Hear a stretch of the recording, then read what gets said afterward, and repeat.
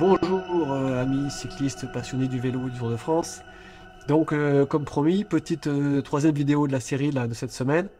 La montée de BTEX du Tour de France 2016 par Romain Bardet, exceptionnelle, pas hors norme. Effectivement, je, je suis allé vérifier parce que quelqu'un avait posté un commentaire sur une vidéo précédente en disant que Romain avait réalisé une performance stratosphérique dans la montée de BTEX en 2016 où il aurait monté à 444 watts. Donc ça m'étonnait un petit peu ces valeurs-là. Donc je suis allé vérifier. Donc j'ai retrouvé évidemment la vidéo de cette montée, hein. Vous pouvez la retrouver sur YouTube. Je l'ai mise en lien dans l'article que vous trouverez en dessous. Là, j'ai retrouvé le parcours complet. C'est une étape courte de 136 km. Ce jour-là, il fait pas chaud, il a plu. Même, donc il fait une température plutôt fraîche et favorable à des efforts intenses. La montée de Betex, la voici. C'est une montée où l'altitude moyenne c'est 980 mètres. C'est pas de la haute montagne au niveau altitude, donc ça va compter évidemment. Et j'ai vérifié le dénivelé et les distances sur OpenRunner, voilà, pour être sûr qu'on soit correct. Et donc, je suis allé ensuite faire les calculs de puissance, donc avec cet outil là qu'on a mis en ligne, qui est exactement le même que Frédéric Portolo, hein. Il n'y a pas 50 façons de faire des calculs de puissance, c'est des lois de la physique, hein. Les seules choses qui peuvent varier, ce sont les paramètres que sont le coefficient de traînée aérodynamique, le coefficient de roulement, et la pression atmosphérique. C'est les trois paramètres, si vous voulez, sur lesquels on a une incertitude. Mais il n'y a quasiment aucune chance pour qu'on se trompe sur les trois paramètres, qu'on surestime ou qu'on sous-estime, hein. C'est très peu probable. Donc je pense que bon an mal an, on est extrêmement précis et toutes les expériences que moi j'ai fait, parce que j'ai fait des expériences comme ça pendant des années, hein, où j'ai avec des groupes de cyclistes sur des stages, à l'époque où les 14 puissances n'étaient pas démocratisés, je faisais ce genre d'expérience. C'est-à-dire que j'allais mesurer, je faisais des tests de PMA, des tests de seuil, etc. avec des cyclistes. Donc on avait quelques coureurs avec des capteurs, d'autres qui n'avaient pas de capteurs, et on modélisait comme ça. Donc j'ai fait ça pendant des années. Au moins une dizaine d'années, j'ai fait ce genre de tests sur des centaines de personnes. Et donc je sais qu'on a une incertitude de calcul qui est très faible par rapport à la mesure du capteur. Donc les paramètres sont les suivants. On a une montée de 10 km et non pas 9,8. Le dénivelé 781 mètres. La montée 27 minutes et 37 secondes, ça fait donc 27,6 minutes. On règle le coefficient de traînée aérodynamique à 0,35, qui correspond à une position plutôt les mains hautes sur le vélo, hein. C'est pas la position les mains en bas. C'est une position qu'adopte Romain dans la montée, et il faut savoir qu'il aura fait toute cette montée en solitaire, hein. Et il est parti dans la descente avec un coéquipier, qui l'a emmené jusqu'au pied, et après il a fini la montée tout seul. Donc c'est intéressant parce qu'il n'est pas abrité. Et j'ai mis un coefficient de roulement pour la route, qui est une bonne route, du bon bitume. Il y a un peu mieux parfois, mais c'est rare. Donc là, c'est déjà un très bon bitume. Et la densité, la densité atmosphérique, c'est ben voilà, elle est réglée ici, à partir d'une base d'un tableau où on a, en fonction de la température et de l'altitude, on peut retrouver les densités atmosphériques. Et donc ça nous donne une puissance de 427 watts pour un athlète de 70 kg. Donc on n'est pas à la valeur 444 watts qui était évoquée. Pour qu'on arrive à cette valeur-là, peut-être il aurait fallu que le bitume soit vraiment pas bon. Là, je suis à 441 par exemple. Voilà.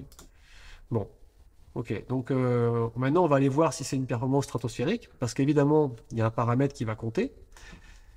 C'est la durée de l'effort. Ici, dans cet outil que j'ai présenté récemment, dans la vidéo sur comment détecter une puissance extra-physiologique, les paramètres réglés d'office, c'est les paramètres mesurés pendant 8 années par une équipe de scientifiques qui, à partir des capteurs de puissance de 4 équipes cyclistes professionnelles, ont déterminé les puissances des meilleurs cyclistes du monde. Ok, donc les meilleurs, le top, ceux qui jouent les classements généraux des grands tours. Les puissances évaluées sur 5 minutes, ils sont capables de produire 530 watts. Et pendant une demi-heure, ils peuvent tenir 80% de cette valeur-là.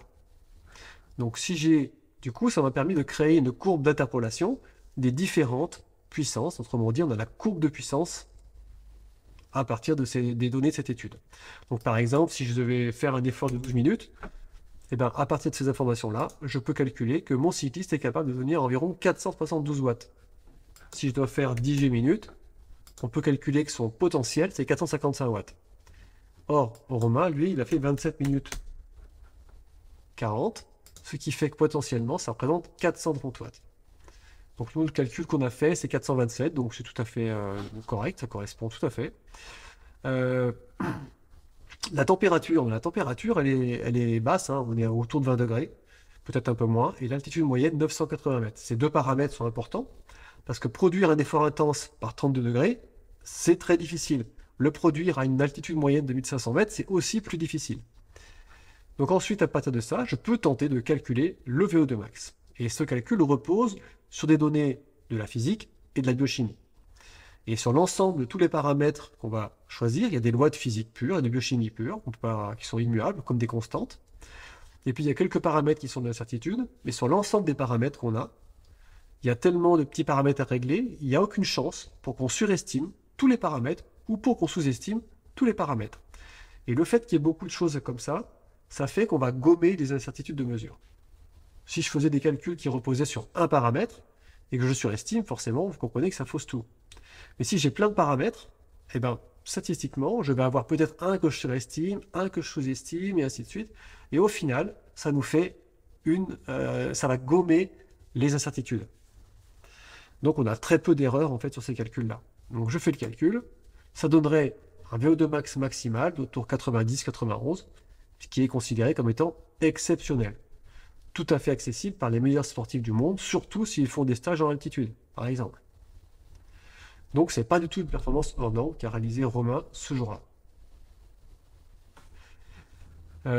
Imaginons qu'il ait fait 32 degrés ce jour-là, et que l'altitude moyenne soit 1500 mètres, parce qu'on aurait monté un col beaucoup plus haut, par exemple. Dans ce cas-là, si je refais le calcul, ça devient hors norme, parce qu'effectivement, produire autant de watts par 32 degrés, c'est très difficile. L'organisme utilise de l'énergie pour se refroidir. Il envoie du sang à la périphérie. Donc ce sang qui est envoyé à la périphérie sur la peau pour refroidir le corps, il n'est pas envoyé aux muscles. Donc il faudrait avoir techniquement un VO2 max très important pour compenser cet effet-là. Et puis il y a bien sûr l'altitude qui va jouer également, puisque la baisse de pression partielle d'oxygène fait qu'on a du mal à envoyer de l'oxygène, donc il faudrait avoir une marge supplémentaire. Donc je remets ma température à peu près de 20 degrés, mon altitude moyenne qui était 982 mètres. Alors imaginons qu'on se soit trompé dans les calculs de puissance, que Romain aurait développé 440 watts. Dans ce cas-là, ça nous fait augmenter sa valeur de base de puissance 5 minutes. Hop, voilà, on a 440 watts. Si je fais le calcul ici, maintenant, ça nous met dans la catégorie étonnant à approfondir pour comprendre. Alors cette zone que j'ai mis en orange, étonnant, c'est pas une zone qu'on peut considérer comme hors norme ou mutant.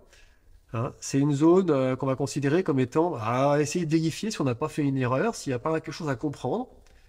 Et là, en l'occurrence, ce qu'on peut comprendre, c'est que les grimpeurs ont souvent un profil un peu plus endurant que la moyenne des bons cyclistes.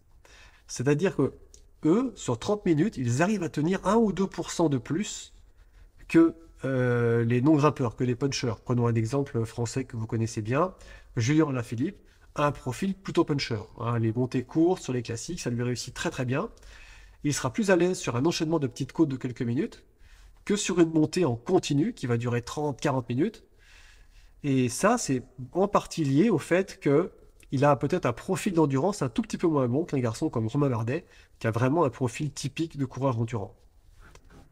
Et donc, il est tout à fait cohérent d'envisager qu'il soit capable de tenir un peu plus, c'est-à-dire 82% de sa puissance 5 minutes. Donc du coup, on refait une vérification. Théoriquement, là, on a 450 watts ici, donc ça veut dire qu'on a surestimé sa puissance 5 minutes, donc on va la rebaisser pour arriver à quelque chose de cohérent. Là, j'arrive à 432 watts, ok.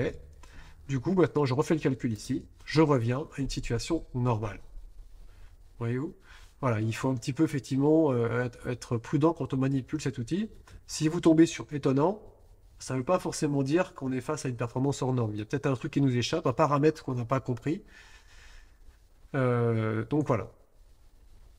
Voilà ce qu'on pouvait dire. Donc moi, ma conclusion, et au cours de la carrière de Romain, j'ai pas une seule fois vu une performance qu'il ait réalisée qui corresponde à une performance hors norme ou mutant. Hein. J'ai pas vu. J'ai pas vu ça une seule fois. C'est juste un fait objectif. Pour moi, ça fait partie de l'élite mondiale, et voilà, c'est comme ça. Mais il y a d'autres sportifs comme lui, hein, il n'est pas le seul à avoir ce niveau-là, à faire partie de l'élite. Mais voilà, donc j'ai voulu vérifier ça, et je vous donne rendez-vous pour d'autres réflexions dans les jours à venir.